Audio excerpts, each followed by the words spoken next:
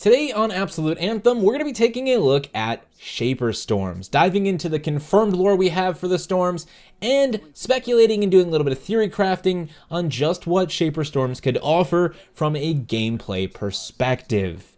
Now, coincidentally, when it comes to in-game lore for Shaper Storms, we don't actually know that much, but that's only because the humans who exist within the world of Anthem, well, they don't really know that much either. They're all kind of just poking at it, they look at it, and they were like, well, it's a storm.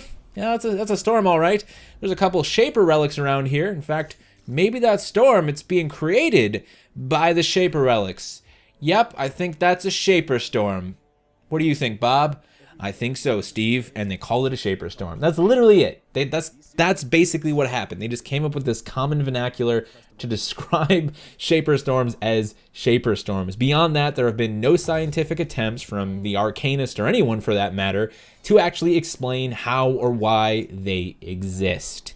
What we do know, according to the E3 trailer from way back when, if it still holds any ground, let me make it very clear, there's a good chance that that has all changed. That was a long time ago, but if we want to ride with that original footage of a Shaper storm, the freelancers figure the best idea is to fly into it and see what happens when they get pooped out on the other side. So they are apparently some sort of a portal to somewhere, and Mike Gamble kind of confirmed this not that long ago in a Game Informer interview where he said that Shaper storms themselves could actually hold the entire Mass Effect universe. So they are perhaps these pockets of time-space that the player gets to fly through, and maybe they end up somewhere else. We don't know where that is.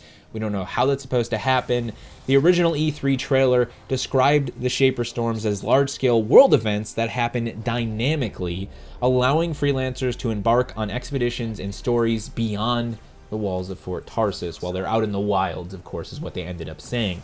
Again, I hesitate to use anything that was in that E3 trailer as like die-hard concrete evidence, but I imagine that Shaper Storms have some of these same identity points in their current existence. So if and when we ever get to hear about Shaper Storms again, I imagine they'll have some of these same elements. I imagine we'll probably still enter them and allow them to take us somewhere else to engage on a new adventure. And I think this would actually be the perfect opportunity for BioWare to pull us out of the vanilla world of Anthem and send us someplace new. So beyond just taking us outside of the walls of Fort Tarsis, but taking us outside of the wilds that we're going to come to understand and know when the game launches, and sending us someplace entirely new, a place we haven't been before. You know, we can spend all this time in the vanilla world, and then maybe a month or 2 or 3 months after launch, Shaper Storms become a thing. We get to experience one for ourselves for the first time.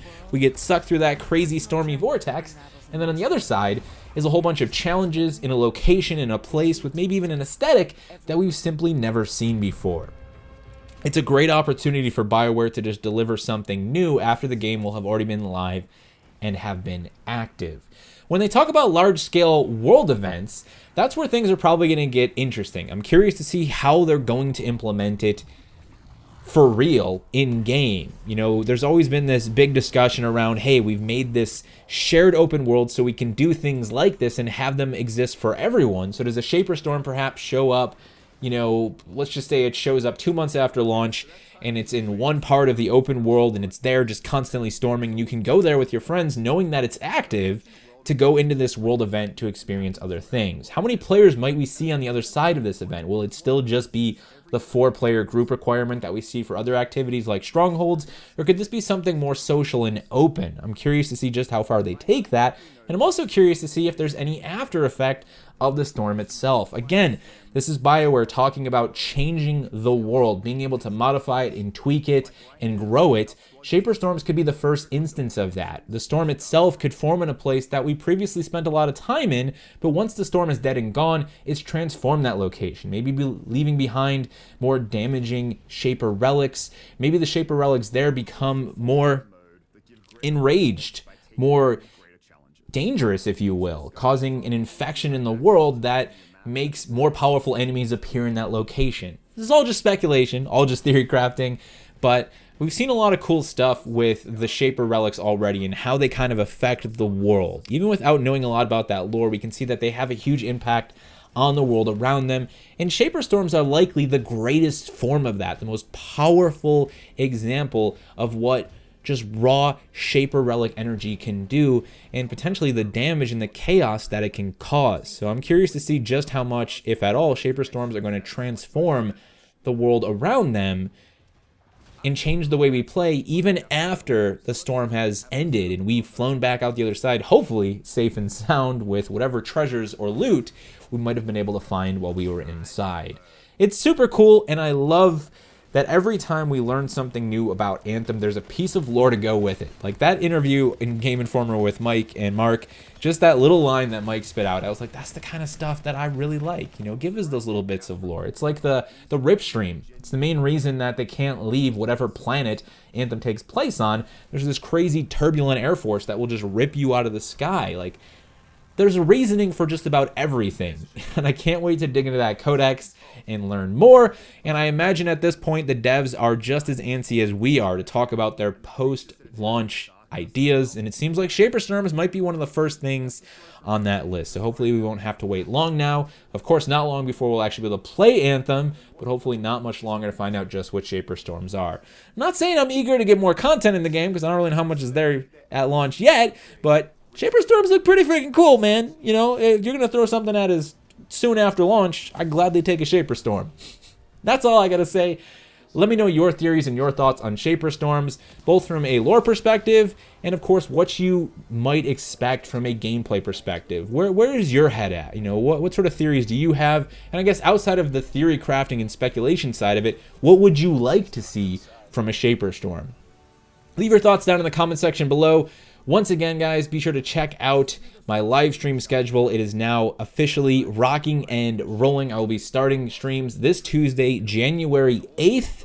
And that stream schedule is locked and loaded well through Anthem's demos and well through its release. So we'll be making a lot of content here on YouTube. We'll be doing a bunch of stuff over on Twitch. I'm going to be doing community days where I'll be running strongholds with you guys and who knows what else, maybe legendary contracts and whatever else the game has to offer. It's going to be a hell of a lot of fun. And I also wanted to let you guys know, as we are pushing towards the launch of the game, that this is not a channel where you ever will have to deal with leaks. All right, so that's going to be something that's just going to happen. It's guaranteed. Once Anthem is live and we start, looking at DLCs and expansions and content add-ons, there will be people digging and searching, and there will probably be leaks. I will not cover that stuff here on the channel. I'm not interested in covering leaks, purely out of respect for the devs who have worked so hard and put all of their lifeblood into a creation like this. The last thing I want to do is read some half-broken version of some super cool feature they might be looking to add in the future well before they want us to actually see it. So no leaks here. In terms of anything spoiler related, I'm probably going to wait a couple weeks to even a full month until after Anthem releases to start talking about the game's main story arc, at which point we'll do a spoiler cast. Maybe I'll bring some other Anthem creators, some other friends on board to talk about our thoughts on the game's story, give a little bit of a shared review, if you will. I will be doing a lot of lore stuff before that, but I'm going to avoid any lore that ties itself into the game's main story arc. I don't want to spoil any of that for anyone, so just a big heads up there. Once again, leave your thoughts, your speculation, your theories down in the comment section below. Thank you guys so much for watching, and as always, be awesome to one another.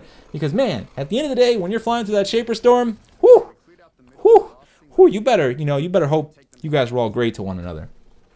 It's going to be a hell of a ride, probably. I don't really know, but just my guess. The most